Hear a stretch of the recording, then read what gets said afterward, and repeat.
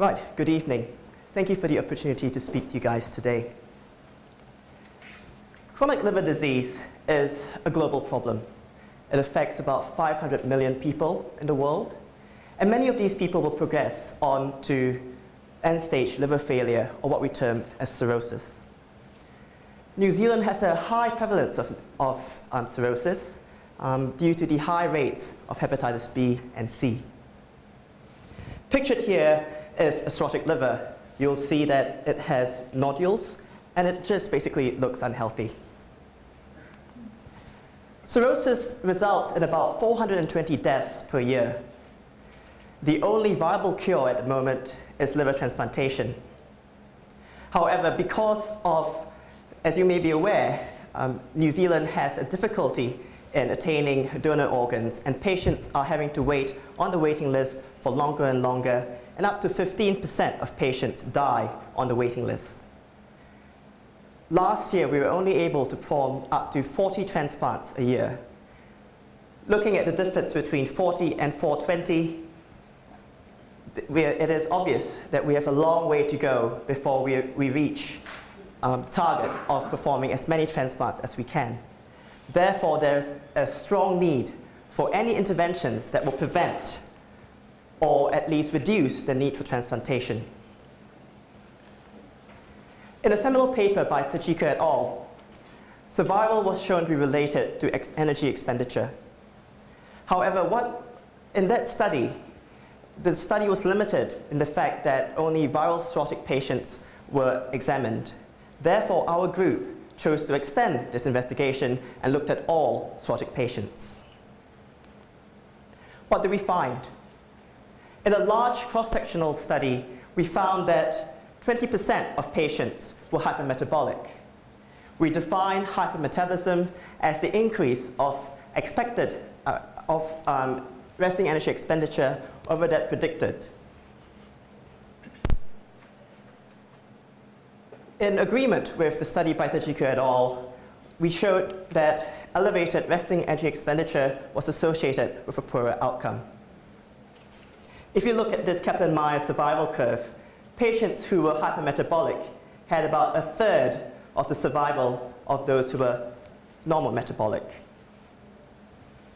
But more importantly, what we did find in that study was that even if you looked at patients who were normal metabolic, so these were patients who had normal resting energy expenditure, and we divided them up into quartiles, patients who had the highest quartile had the worst survival.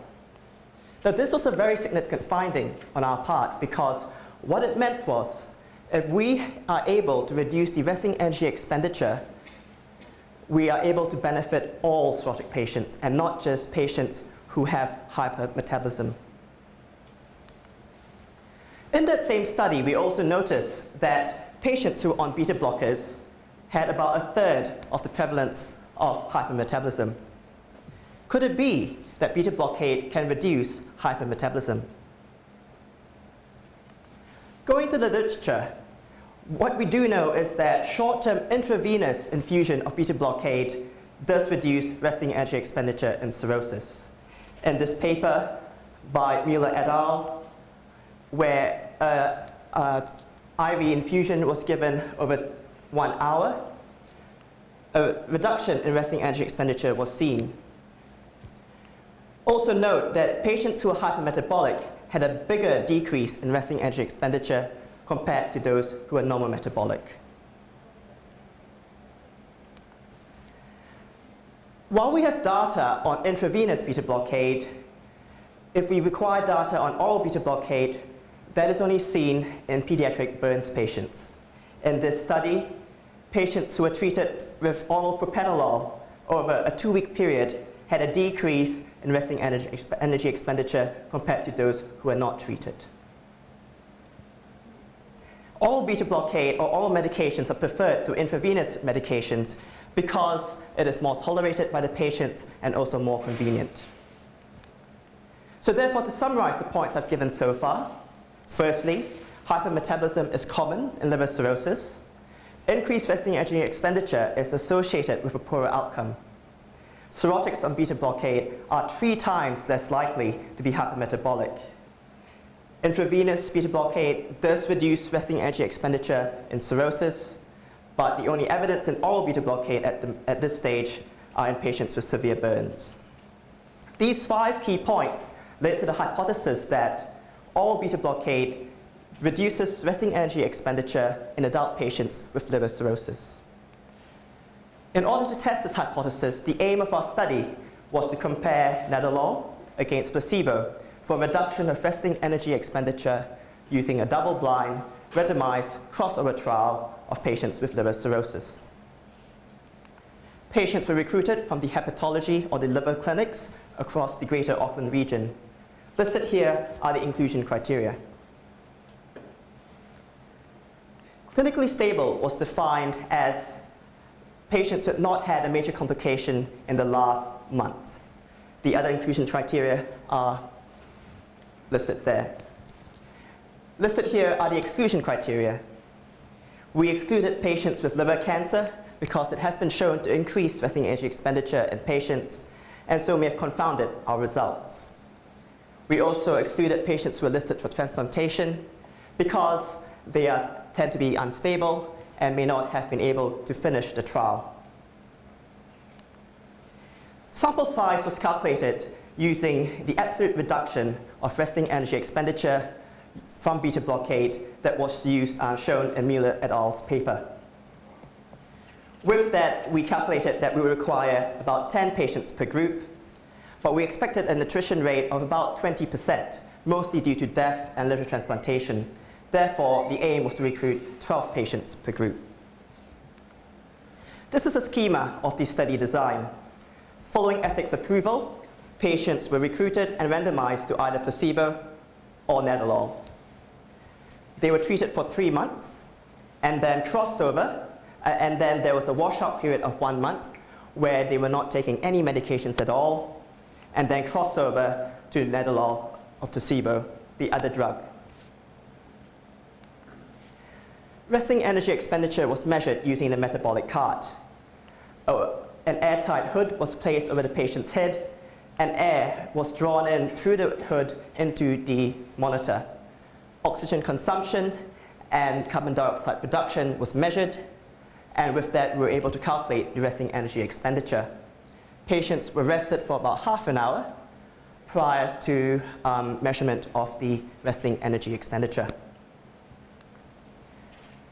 Nadolol and a visually identical placebo was prepared by the hospital pharmacy in Auckland, and the randomization was also performed by the pharmacy. Adverse events were monitored, and the analysis was done on an intention to treat basis. This is the consort diagram of the progress of the patients through the trial. 35 patients consecutively were eligible for inclusion. However, 9 patients politely declined. 2 patients were asthmatics, and 1 had liver cancer and thus were excluded. 23 patients therefore entered the trial. However, 1 patient had to withdraw due to work commitments. This table here shows that both groups of patients were well balanced. I would draw your attention to the fact that we had a preponderance or higher number of patients with hepatitis C and B. This was expected due to the rates we have in New Zealand. Severity of cirrhosis was graded by Child-Pugh grading. You will note that patients tended to be on the least severe grading for this. We only had 1 hypermetabolic patient. What did we find? Following treatment with 3 months of nadolol, patients had a statistically significant decrease in resting energy expenditure. Those who were treated with placebo did not. However, when the groups were compared, the p-value came to 0.07 and was borderline. In terms of adverse events, there was no statistically significant adverse events in the nadolol group. 1 patient in the group had to have nadolol stopped due to severe headaches, and another patient had the dose reduced due to low blood pressure. Most of the other side effects were related to mild lethargy or tiredness, or the one patient had mild chest tightness. None of these required any changes in the dosage of the drug. Therefore, in conclusion, oral beta blockade is well tolerated by cirrhotic patients, and in this study, we provide strong evidence that oral beta blockade does reduce resting energy expenditure. This finding has major implications for prolonging survival in cirrhotic patients, but it does need to be confirmed by a definitive survival study which are in the planning. Thank you.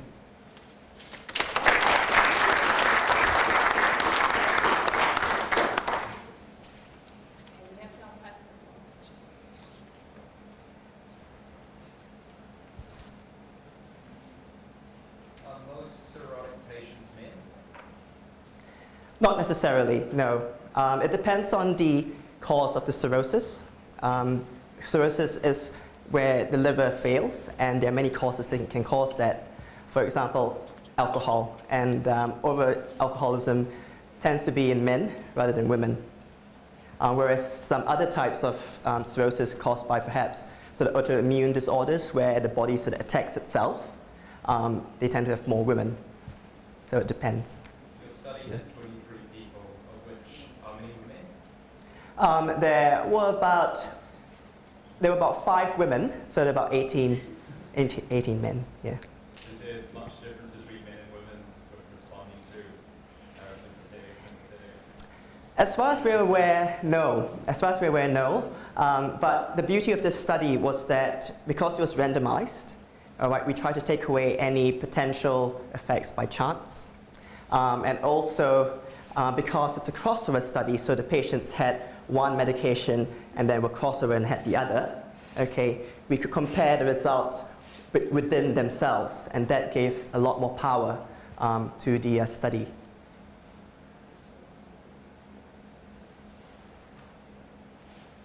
Hi, I'm not sure if I missed this, but when you're talking about hypermetabolism versus normal metabolism, what is that in terms of like caloric expenditure? Like, is there any sort of complication potentially with that resulting in obesity from beta blockade usage? I don't mention. Right, so sorry, just try to get a handle of your question. So you're wanting to know if the beta blockade would have caused obesity in these patients? Or if it might cause some sort of, like what is the difference between Metabolic pain. like in caloric expenditure? Yeah, they would have a higher caloric expenditure, Do you have okay. any sort of like measurement? Is it like 200 versus 20? Like, I'm not sure what the range is that you're staying at.